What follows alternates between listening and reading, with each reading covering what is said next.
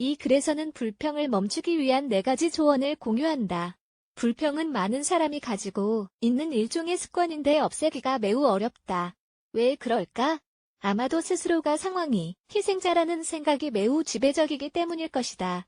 자기 자신에게 벌어진 일에 대한 책임을 지지 않고 스스로 불편한 상황에서 그 어떠한 조치도 취하지 않음으로써 불평을 하게 된다. 앞으로도 나쁜 기분, 화, 분노 그리고 불행은 삶에서 끊이지 않을 것이다. 지금부터 불평의 소용돌이에서 벗어나기 위한 몇 가지 조언을 살펴보자. 그리고 자신이 더 나은 사람이라는 사실을 발견해보자. 불평을 멈추기 위한 4가지 조언. 1. 불평아 안녕, 난 떠날 거야. 불평에는 분명한 특성이 있다. 불평은 수동적이다. 불평으로 인해 어떠한 일도 벌어지지 않고 아무것도 해결되지 않는다. 불평은 자신이 피해자가 된 것처럼 느끼게 만든다. 벌어지고 있는 일을 바꾸기 위해 그 어떠한 노력도 하지 않는다. 예를 들어 진전이 없는 프로젝트에 착수하면 우리는 불평을 한다. 하지만 다른 태도를 선택할 수도 있다.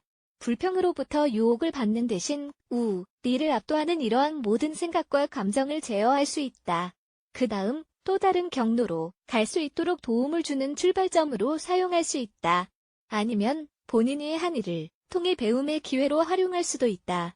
우리를 일그러뜨리고 기대처럼 진행되지 않는 상황 앞에서 마냥 조용히 있을 수는 없다. 불평을 멈추고 일을 하러 가자. 불만과 분노로 가득 찬 생각을 없앨 수 있는 순간이다. 2. 일어나는 일을 절대 부정하지 말자. 사람들은 자신들이 싫어하는 일이 벌어지면 그 일을 거부하려고 하는 경향이 있다. 이것이 불만을 일으키는 가장 쉬운 경로이다. 하지만 분명 변할 수 없는 부분들도 있다. 예를 들어 과거의 실수는 바꿀 수 없다. 그런데도 계속 투덜거리며 불평만 할 텐가? 바꿀 수 없는 과거에 사로잡혀 현재를 살아갈 것인가? 이러한 행동은 시간과 에너지를 낭비하는 일이다. 불평을 멈추면 같은 시간을 훨씬 더 유용하게 사용할 수 있다. 우리에게 일어나는 일을 받아들이자. 더 나은 자신을 위해 모든 것으로부터 교훈을 얻을 수 있다. 3. 용감해지고 책임감을 가지자. 불평의 소용돌이는 벌어지는 일에 대한 책임을 질 수 없도록 방해한다. 이로 인해 자신의 불행을 다른 사람들에게 떠넘기는 일이 훨씬 더 쉬워진다. 그러나 불행하게도 우리에게 일어나는 대부분의 일은 우리의 책임이다. 다른 사람들이 나쁘게 행동하더라도 이러한 일이 계속 벌어지게 하거나 다른 조처를 하기로 하는 등은 모두 우리의 결정이다. 다른 사람들을 바꾸려고 노력하는 것이 아니다. 또한 가족이 죽거나 파산을 경험했을 때 신이 자신을 버렸다고 믿는 것도 의미하지 않는다. 일어나는 일에 대해 다른 사람들의 탓을 할 수는 없다. 삶이 누가 고통을 받을 것인지 정하지 않기 때문이다. 상황은 이유 없이 발생한다. 그리고 이를 받아들여야 한다. 또 우리의 행동에 책임을 져야 한다. 바꿀 수 없는 일에 직면하면 분명하고 확실하게 행동해야 한다. 어려움에 직면할수록 용감해져야 한다. 4. 불평과 소통하자. 모든 것들에 대해 불평을 할 때 어떠한 느낌이 드는가?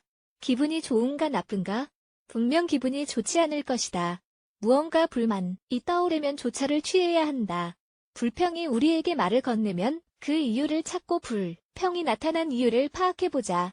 우리는 분노, 화, 질투 등 날마다 문제가 되는 많은 감정을 다뤄야 한다. 아마도 주의를 끌기 위해 불평을 한다는 점을 깨달을 것이다. 아니면 자신의 결정에 대한 책임을 지고 싶지 않기 때문에 다른 사람들을 비난해야 할 수도 있다. 어쩌면 다른 사람들을 통제하기 위해 불평을 사용할 수도 있다. 불평의 동기가 무엇이든 간에 이러한 사고 방식이 오래되어서는 안 된다. 불평은 우리를 약하게 만든다. 마치 피해자처럼 느끼게 하고 상황에 수동적으로 행동을 하도록만 될 것이다. 이는 특히 새로운 방향의 통제권을 쥐고 있을 때 더더욱 그렇다. 관점을 바꿔보자. 이제 비생산적인 불평에 대해 작별 인사를 할 준비가 되었는가? 주요 이미지 생성 위키하우.com